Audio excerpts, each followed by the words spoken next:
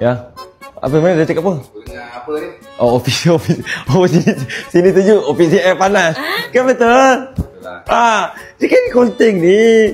Ya ke office air panas? Panas sikit, panas sikit. Kena review kedai pula dah. Aku masuk AI team. Nak buat JJ je, nak buat patah sentak je, pick up line je. Sampai sekarang, kena review butik pula. Apa benda nama ni? Talia. Nama macam kehidupan liar je nama.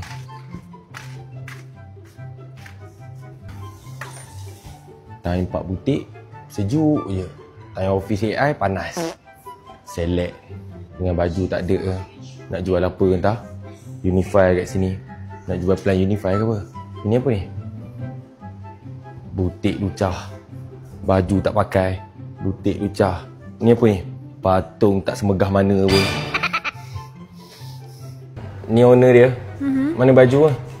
Baju mana baju? Sabarlah.